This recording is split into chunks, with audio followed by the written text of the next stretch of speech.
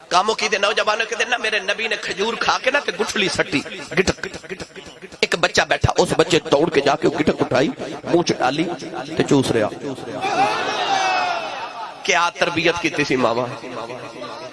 امام ابن حجر اسقلانی فرماتے نے اوہی بچہ ایک دن حضور تہجد دی نماز پڑھ رہے تے اے بچہ بھی آ کے نا پیچھے کھلو گیا تے ان بھی حضور وال ویکھ کے نا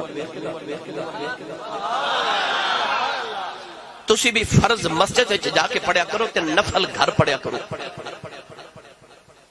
کیونکہ اولاد او نہیں کردی جو ماں باپ کہندے نے اولاد او کردی ہے جو ماں باپ کردے نے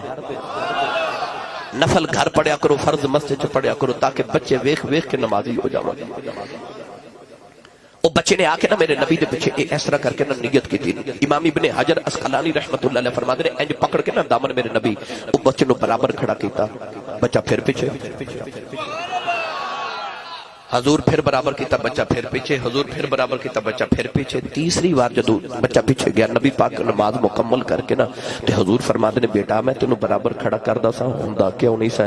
وہ بچے جڑا جواب دیتا نا کاشف میاں وہ اج دی تواڈی تے میری ساری محفل دا نچوڑ جملہ ہے میرے نبی فرمایا بیٹا میں تینوں برابر کھڑا کردا سا ہوندا کیوں نہیں سا نکھے نکھے ہاتھ جوڑ کے کہندا جی میں تواڈے برابر کیویں کھلواں امی تے کہندے نے کہ معراج دی رات تواڈے برابر کو رب دا نبی بھی کھڑا نہیں سی ہویا